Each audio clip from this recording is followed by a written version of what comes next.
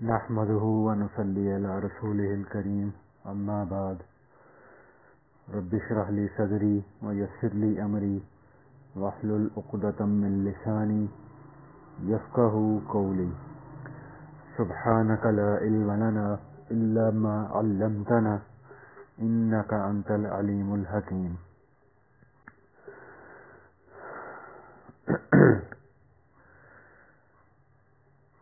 یہ بات ہم نے کی تھی درخت کے بارے میں کہ اللہ تعالیٰ نے درخت کو جو بنایا ہے تو اس کے اندر اللہ تعالیٰ نے ہمارے لیے بہت سارے سبق رکھے ہیں، بہت ساری عبرت کی چیزیں اللہ پاک نے رکھی ہیں.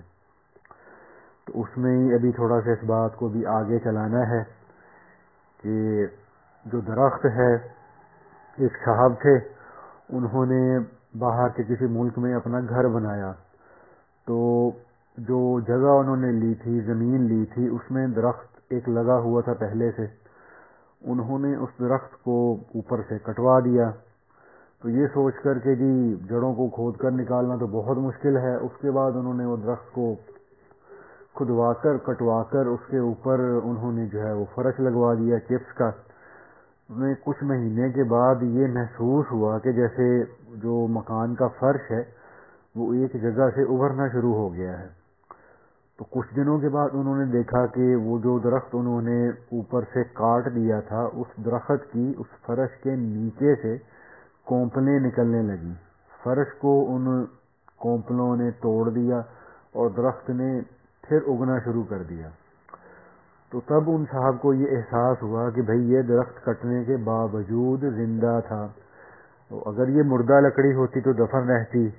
ہم نے اس کے اوپر اتنا فرش ڈال دیا، بوجھ ڈال دیا، مگر زندہ درخت تھا. اس زندہ درخت نے منو مٹی کے بوجھ کو ہٹا کر پھر سے اگنا شروع کر دیا. تو اگر ہم اس میں غور کریں تو اس میں یہ ہمارے لیے جو ہے سبق ہے کہ کبھی انسان کے ساتھ ایسا ہوتا ہے کہ اس کے اوپر بہت سارے ناموافق اور ناخوشگوار حالات کا بوجھ آ سکتا ہے.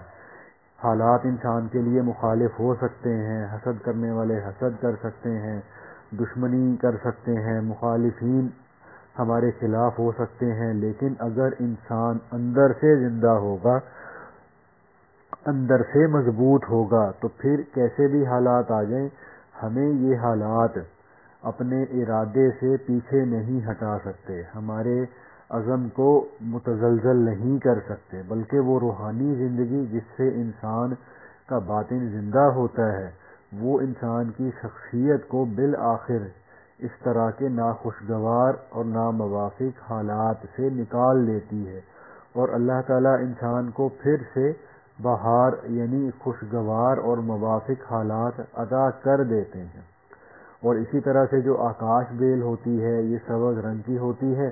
اگر یہ کسی درخت کے اوپر آ جائے تو یہ پورے درخت کو گھیر لیتی ہے اور اس درخت کو بالکل ختم کر دیتی ہے.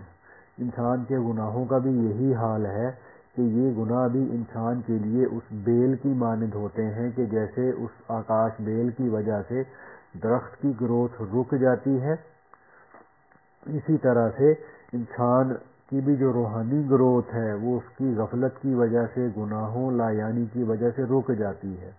اور اسی طرح سے درخت میں ایک تنا ہوتا ہے جس پر شاخیں ہوتی ہیں اور دوسرا اس کی جڑیں ہوتی ہیں.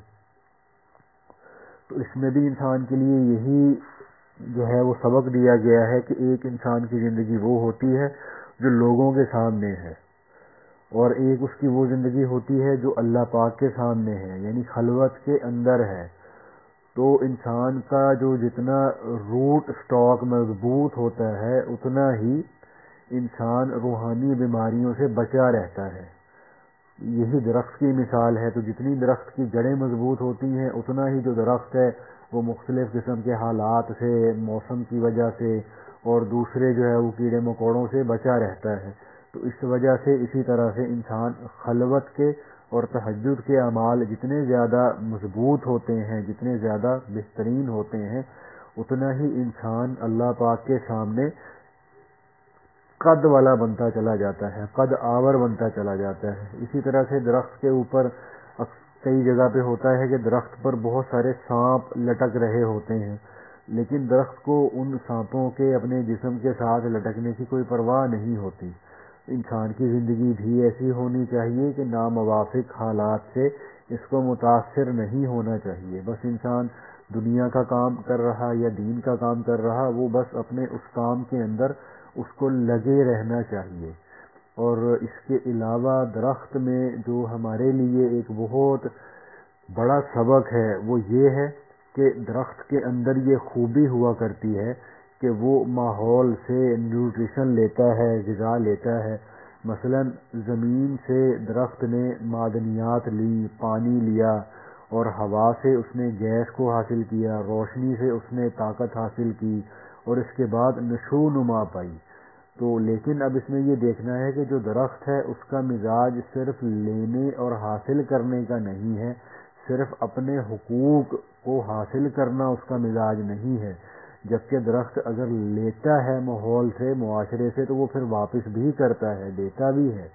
تو یہ کیسے کہ جو درخت ہے اس کا سایہ بھی دوسروں کے لیے ہے، درخت اپنا سایہ خود استعمال نہیں کرتا۔ اسی طرح درخت کے جو پھل لگتے ہیں وہ بھی دوسروں کے لیے ہیں، درخت اپنے پھل نہیں کھاتا، اور درخت کے اوپر جو پھول وغیرہ لگتے ہیں وہ بھی دوسروں کے لیے ہوتے ہیں۔ کوئی درخت اپنے پھول خود استعمال نہیں کرتا، اور اگر آخر پر اس درخت خشک ہو جائے، وہ ختم ہو جائے، تو اس کی لکڑی بھی درخت کے اپنے کسی کام نہیں آتی، بلکہ درخت کی لکڑی بھی لوگوں کے لیے، دوسروں کے جلانے کے کام آتی ہے۔ تو درخت نے اگر کچھ لیا تھا ماحول سے، زمین سے، ہوا سے، سورج سے، کچھ اگر اس نے حاصل کیا تھا تو اس نے پھر اس کو ریٹرن بھی کیا ہے، اس نے اس کو واپس بھی کیا ہے۔ ہمیں یہاں سے یہ سبق ہوتا ہے کہ ہم اس دنیا میں زندگی گزارنے کے دوران اپنے گھر میں اپنے والدین سے، اپنے بڑوں سے مختلف چیزوں کو حاصل کرتے ہیں۔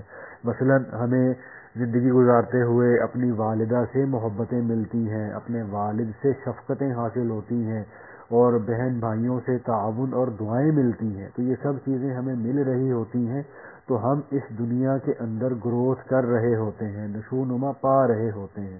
تو ہمیں بھی اپنی گروتھ کے لیے یہ چیزیں ضروری ہیں کہ ہم نے جب اپنے والدین سے کچھ حاصل کیا، اپنے بہن بھائیوں سے کچھ حاصل کیا، اپنے ماحول معاشرے سے، اپنے دوست احباب سے، عزیزوں رشتہ داروں سے جب ہم نے کچھ حاصل کیا، تو اب ہم اس کو واپس بھی کریں۔ وہ کس طرح سے کہ ہمیں اللہ ایسا بنا دے، ہم ایسے ہو جائیں کہ ہمارا وجود گھر والوں کے لیے رحمت کا سبب ہو، اور معاشرے کے لیے رحمت کا سبب ہو، ہم اچھے اخلاق کے ذریعے دوسروں کو راحت اور خوشی پہنچانے کا باعث بن رہے ہوں، اپنے والدین کی آنکھوں کی ٹھنڈک بن رہے ہوں، اپنے والدین کے بڑھاپے کا مضبوط سہارا بن رہے ہوں۔ لیکن آج کل کی جو ینگ جنریشن ہے اس کا کیا مزاج ہے، کیا طبیعت ہے، وہ یہ چاہتی ہے کہ کھانے کو بھی اچھا ملے، پہننے کو بھی اچھا ملے، اور بائک بھی اچھی ہونی چاہیے، اور جب والدین کہتے ہیں کہ بھائی پڑھو تو وہ جواب دیتے ہیں کہ جی پڑھنے کے علاوہ آپ کچھ اور بتائیں۔ تو ہمارا جو ہے وہ فرض بنتا ہے کہ ہمیں ہمارے والدین نے جب دینی اعتبار سے یا دنیاوی اعتبار سے تعلیم حاصل کرنے میں لگایا ہے، تو اب ہم پورے دل سے محنت کر کے، پوری جو ہے وہ یکسوئی کے ساتھ کام کر کے اس پڑھائی کو مکمل کریں گے۔ ہمارا یہ مزاج نہ ہو جائے کہ جیسے ہم چاہتے ہیں کہ جی مجھے تو سب کچھ دیا جائے لیکن مجھے کسی کو کچھ واپس نہ کرنا پڑے۔ تو آج ہماری حالت یہ ہو گئی ہے کہ ہماری جو جنریشن ہے، اگر باپ اپنے جوان بیٹے کو جھڑک دے تو انسان، وہ بیٹا اپنا منہ پھلا لیتا ہے، غصے میں آ جاتا ہے، ماں باپ سے لڑنا شروع کر دیتا ہے، اور کہتا ہے کہ جی میں گھر سے چلا جاؤں گا، میں گھر کو چھوڑ دوں گا، میں کہیں اور چلا جاؤں گا۔ حالانکہ ماں باپ نے کتنی محنت مشقت کر کے اس کو پالا پوسا، اس کو محبت دی، اور اس کو اس عمر تک پہنچنے کا سبب بنے، لیکن یہ ذرا سی بات پہ جو ہے ماں کے خلاف ہو جاتا ہے، ماں سے بدتمیزی کرنے لگ جاتا ہے، باپ کو آنکھیں دکھانے لگ جاتا ہے۔ تو یہ چیز فطرت کے قانون کے اللہ پاک نے خلاف بنائی ہے۔ اگر درخت کی کوئی شاخ یہ سوچے کہ میں تو درخت کے ساتھ قید ہو کے رہ گئی ہوں، آزاد ہی نہیں ہوں، اس نے ہر وقت مجھے اپنے ساتھ باندھا ہوا ہے، مجھے کوئی آزادی نہیں دیتا، یہ درخت مجھے کہیں جانے نہیں دیتا، مجھے اپنے پاس روک کے رکھتا ہے، تو وہ سمجھتی ہے کہ وہ جو شاخ ہے وہ یہ سمجھتی ہے کہ اگر میں درخت سے کٹ جاؤں گی، ہٹ جاؤں گی، آزاد ہو جاؤں گی، تو ایسا نہیں ہوتا.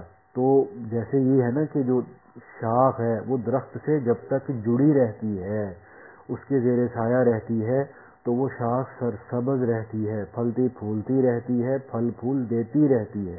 لیکن جب یہ شاخ درخت سے کٹ جائے تو پھر کٹنے کے بعد یہ ہری بھری نہیں رہتی، نہ ہی رہ سکتی ہے، بلکہ خشک ہو جاتی ہے. خشک ہونے کے بعد پھر یہ شاخ آگ میں جلانے کے کام آتی ہے.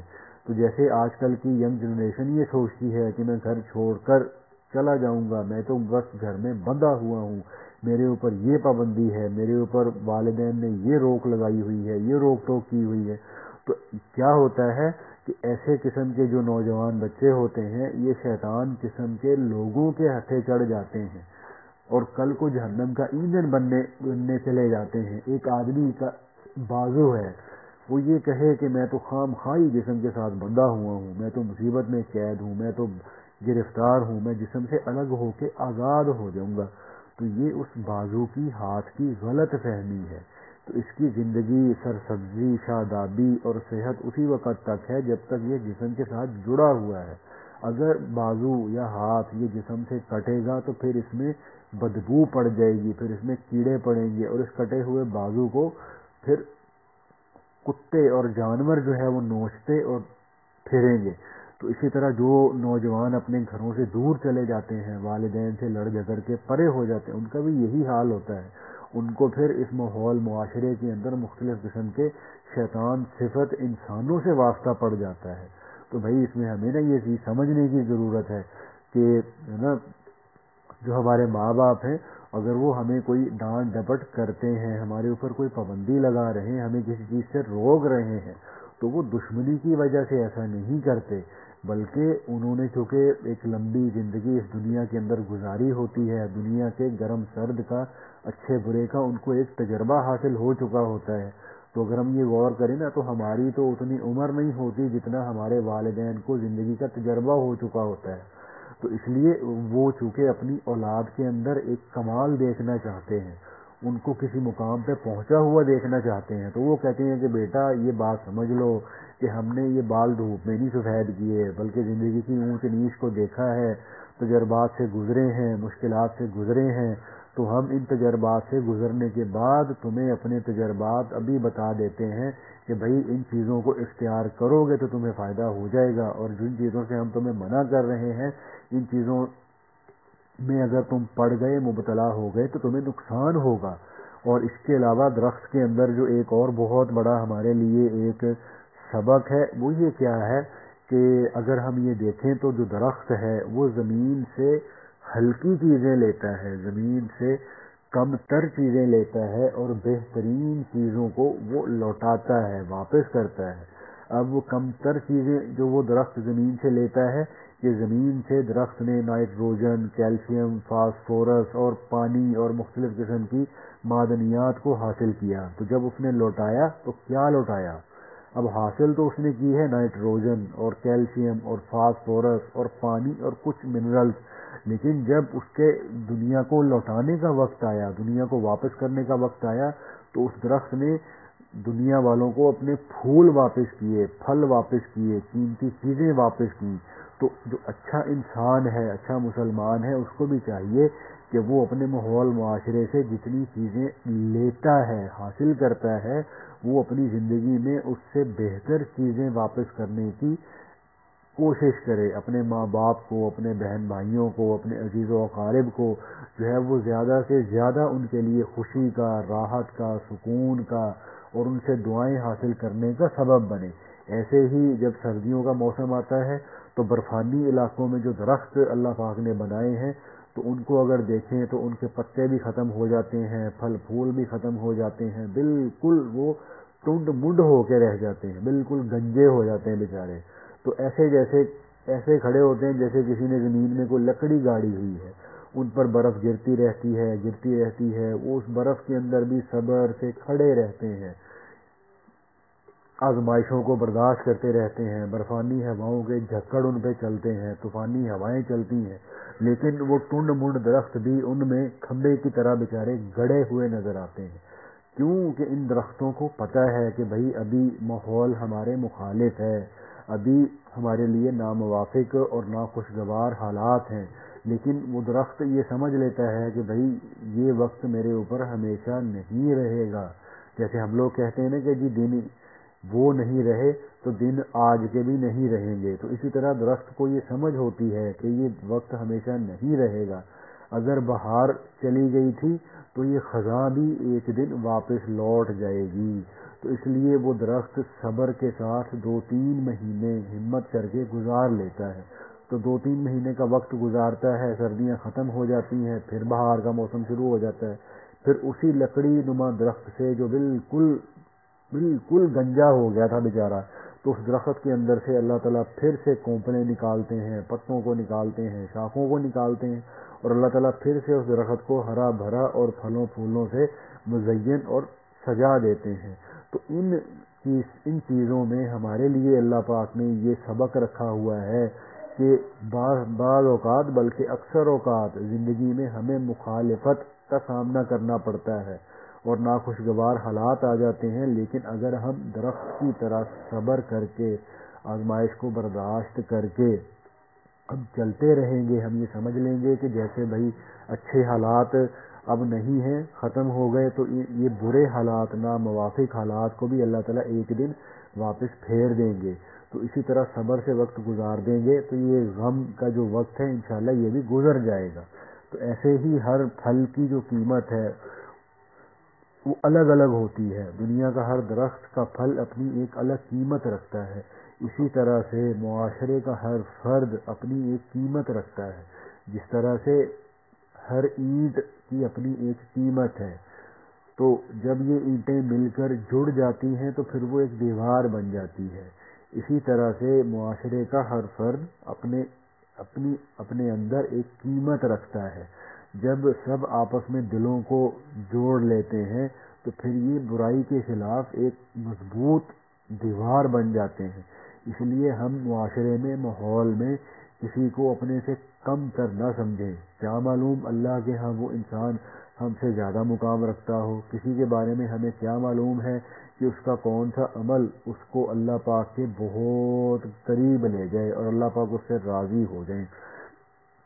اسی طرح سے جو درخت جلتا ہے اس میں بھی ہمارے لیے اللہ پاک نے ایک میسج رکھا ہوا ہے. وہ کیا ہے کہ جیسے درخت کی ایک چنگاری ہوتی ہے، جیسے آگ کی ایک چنگاری ہوتی ہے، وہ پورے درخت کو جلا کے راکھ بنا دیتی ہے.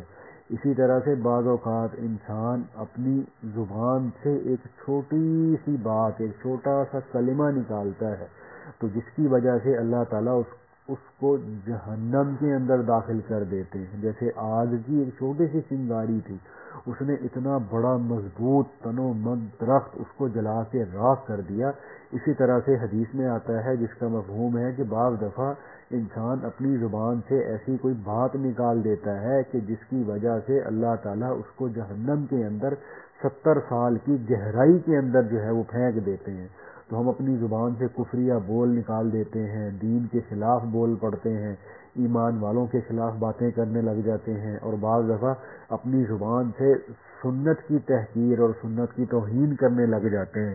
تو یہ بڑی نازک چیز ہوتی ہے. تو ایسے ہی جب بارش برستی ہے تو درخت کو سرسبزی اور شادابی اللہ پاک عطا فرما دیتے ہیں. اسی طرح سے جب انسان کے اوپر علم کی اور معرفت کی، روحانیت کی بارش برستی ہے تو اللہ تعالیٰ پھر اس مسلمان کے باطن کو بہار عطا کر دیتے ہیں. تو اسی لیے حضور اقدس صلی اللہ علیہ وآلہ وسلم نے فرمایا، جس کا مفہوم ہے کہ تمہارے اوپر ضروری ہے کہ تم علماء کی مجالس میں بیٹھو اور حکماء یعنی اہل دانش لوگوں کی باتوں کو سنا کرو. تو اس لیے ہمیں نیک لوگوں کی صحبت کو بھی اپنے اوپر لازم کرنا چاہیے کہ جس طرح بارش کے برسنے سے زمین کو زندگی ملتی ہے، اللہ زندگی دیتے ہیں، اسی طرح سے علم اور معرفت کی باتوں کو سننے سے اللہ پاک مردہ دلوں کو زندگی عطا فرماتے ہیں. اور اس کے علاوہ جیسے درخت ہے اس کو اپنے پھل وزنی معلوم نہیں ہوتے، بھاری معلوم نہیں ہوتے، اسی طرح انسان کو بھی اپنے گناہ برے معلوم نہیں ہوتے، شدید معلوم نہیں ہوتے. قابل نفرت معلوم نہیں ہوتے۔ دوسرا انسان کیا ہے، چھوٹی سی بھی غلطی کر لے تو ہمیں وہ بہت بڑی نظر آتی ہے، اور خود کتنے بھی گناہ کر لیں، کتنی بھی الٹی سیدھی حرکتیں کر لیں، لیکن ہم ان کو جسٹیفائی کر لیتے ہیں، اپنے گناہوں کو، غلطیوں کو جسٹیفائی کرنے کی ہمیں عادت ہوتی ہے۔ تو اس لیے جیسے ہم یہ معاشرے میں کہتے ہیں کہ جی اپنی آنکھ کا، یعنی دوسرے اپنی آنکھ کا کیا اس کو کہنا چاہیے کہ شہتیر بھی نظر نہیں آتا، اور دوسرے کی آنکھ میں پڑا ہوا بال بھی نظر آ جاتا ہے۔ یعنی دوسرے کی چھوٹی چھوٹی باتوں کو ہم جو ہے وہ بڑے طریقے سے نوٹ کر کے پھر اس کو پھیلاتے ہیں، اور اپنے اندر بہت بڑے بڑے گناہ ہوتے ہیں لیکن ان سے ہم بالکل بھی اگنور کر رہے ہوتے ہیں۔ اسی طرح سے بھائی اس میں ایک اور جو بات ہے وہ یہ ہے کہ بس یہ تھوڑی سی بات آج لمبی ہو گئی، انشاءاللہ بس یہ آخری باتیں ہیں کہ جیسے ایک درخت ہوتا ہے وہ خود رو ہوتا ہے، خود رو درخت ہوتے ہیں، خود رو پودے ہوتے ہیں، وہ درخت اور پودے خود بخود اگتے ہیں، تو اس لیے ان کو خود رو درخت کہتے ہیں۔ انہیں پانی دینے والا کوئی نہیں ہوتا، ان کی نشو و نما کرنے والا کوئی نہیں ہوتا، ان کی نوک پلک کو سنوارنے والا کوئی نہیں ہوتا، اس کی شاخوں کی کاٹ تراش کرنے والا بھی کوئی نہیں ہوتا، لیکن وہ جس کی وجہ سے وہ درخت دیکھنے میں بے ڈھنگا اور بے تکا سا معلوم ہوتا ہے، اور اس کا پھل پھول بھی پورا نہیں آتا، ہو تو کسی کام کا نہیں ہوتا۔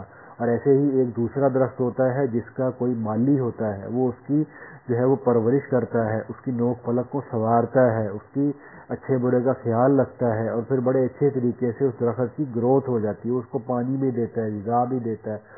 تو جو اس طرح کا درخت ہوتا ہے جو کسی مالی کے زیر سایہ گروتھ کرتا ہے، اس کا پھل بھی زیادہ ہوتا ہے، دیکھنے میں بھی خوبصورت معلوم ہوتا ہے۔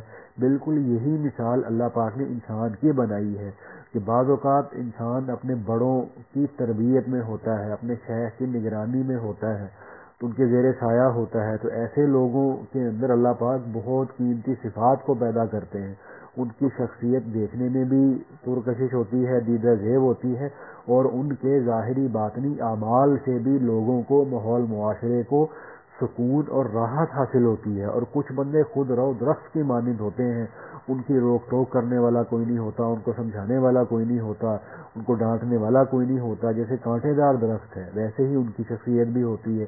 وہ کبھی کسی کے ساتھ الجھتے ہیں، کبھی کسی کے ساتھ لڑائی کرتے ہیں، کبھی کسی کے ساتھ جھگڑا کرتے ہیں، تو جس وجہ سے ان کے اندر نہ تو اچھی صفات پیدا ہو پاتی ہیں، نہ وہ ماحول معاشرے کے لیے جو ہے وہ سکون اور راحت کا سبب بن پاتے ہیں۔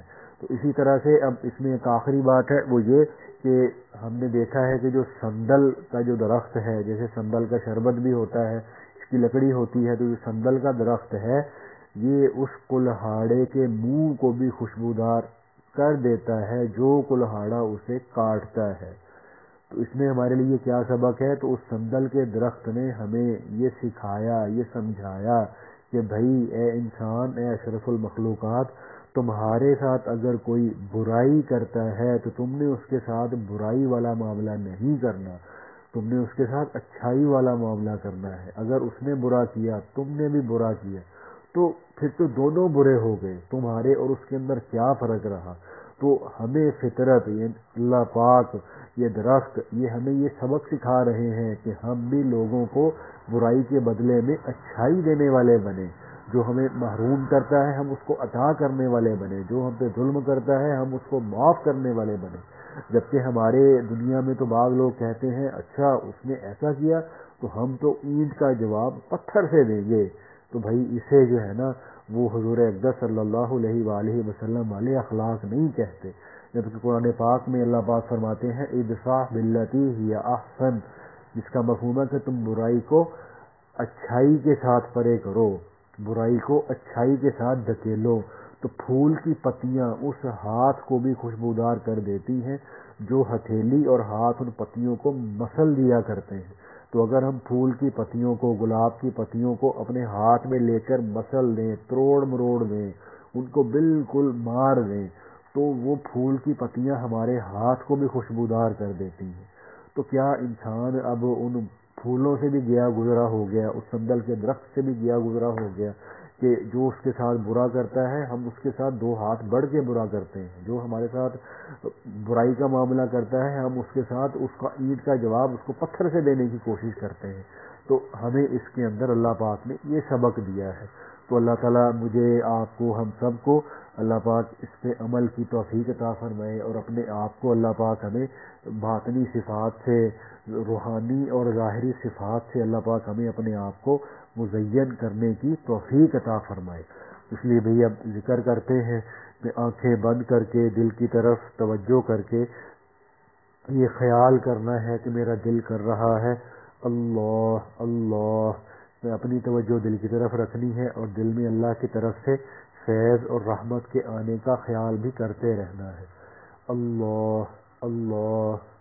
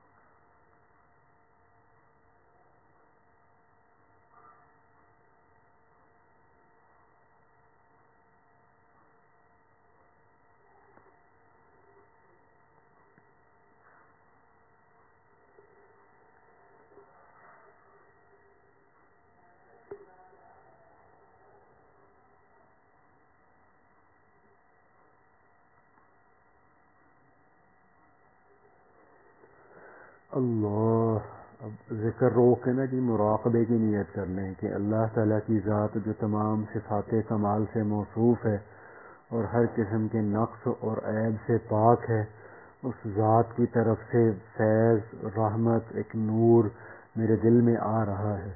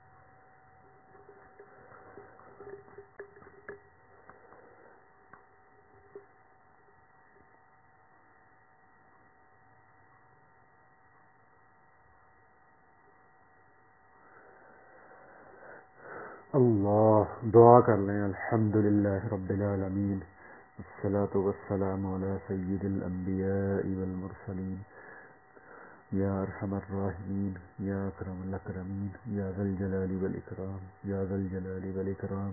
لا الہ الا انت سبحانک انی کنت من الظالمین. لا الہ الا انت سبحانک انی کنت من الظالمین. لا الہ الا انت سبحانک انی کنت من الظالمین. اے اللہ پاک ہم سب کی حاضری کو قبول فرما لیجیے. اے اللہ پاک ہم سب کے گناہوں کو معاف فرما دیجیے. پاک ہم سب کو اپنے گناہوں سے ہمیشہ ہمیشہ کے لیے توبہ کی توفیق عطا فرما دیجیے. اے اللہ پاک ہمارے دلوں کو اپنی محبت معرفت عطا فرما دیجیے. اے اللہ پاک ہمیں سب کو اپنی محبت سے بھرا دل عطا فرما دیجیے. اے اللہ پاک اپنی معرفت سے بھرا دل عطا فرما دیجیے. اے اللہ پاک ہمیں سب کو حیا سے جھکی نظریں عطا فرما دیجیے. اے اللہ پاک ہم سب کو تواضع سے جھکا ہوا سر عطا فرما دیجیے. اے اللہ پاک ہمارے ظاہر کو اپنے نبی صلی اللہ علیہ وآلہ وسلم کی سنت سے مزین فرما دیجیے. اے اللہ پاک ہمارے باطن کو اے اللہ پاک اپنی محبت کے نور سے، اپنی معرفت کے نور سے، اخلاص کے نور سے، تقوی کے نور سے، اپنے خوف کے نور سے، اے اللہ پاک اپنی ذات عالی کے ساتھ امیدیں وابستہ کرنے کے نور سے اے اللہ پاک روشن فرما دیجیے، معمور فرما دیجیے، مزین منور فرما دیجیے. اے اللہ پاک ہمیں نفس اور شیطان کے تسلط سے اللہ اپنی پناہ عطا فرما دیجیے. اے اللہ اپنی پناہ عطا فرما دیجیے. اے اللہ ہمیں اپنے ان بندوں میں شامل فرما لیجیے جن کے بارے میں شیطان نے کہا تھا کہ اللہ پاک ان پہ شیطان کا زور ان پہ نہیں چلے گا. اے اللہ پاک ہمیں اپنی خاص حفاظت عطا فرما دیجیے. اے اللہ پاک نفس اور شیطان کے حملوں سے اے اللہ پاک ہماری، ہم سب کی پوری امت مسلمہ کی پوری حفاظت فرما دیجیے. اے اللہ پاک آج کے دور میں جس طرح کے حالات بنے ہوئے ہیں اللہ پاک یہ جس وجہ سے بھی ہے، ان کا ظاہری سبب جو بھی ہے اللہ پاک آپ ہم سے زیادہ بہتر جانتے ہیں. اے اللہ پاک ان حالات سے پوری امت کی حفاظت فرما دیجیے. اے اللہ پاک پوری امت کی حفاظت فرما دیجیے. اے اللہ پاک اس طرح کے حالات میں مسلمانوں کو جس طرح سے اے اللہ پاک آپ کی طرف رجوع کرنا چاہیے، اے اللہ پاک آپ کی طرف لوٹ آنا چاہیے، اے اللہ پاک امت کو اس طرح کا رجوع عطا فرما دیجیے. اے اللہ پاک امت کو اس طرح کا رجوع عطا فرما دیجیے. اے اللہ پاک ہم سب کو اپنے نیک مقبول بندوں میں شامل فرما لیجیے. اللہ پاک ہمیں موت کے وقت میں اے اللہ پاک انتہائی اعلیٰ ترین ایمان کے ساتھ اور حضور اقدس صلی اللہ علیہ وآلہ وسلم کی سنت کی اعلیٰ ترین درجے میں پیروی کرتے ہوئے اپنے دربار میں حاضری کی توفیق عطا فرما دیجیے. صلی اللہ تعالی علی خیر خلقہ محمد وعلی آلہ واصحابہ اجمعین برحمتک یا ارحم الراحمین.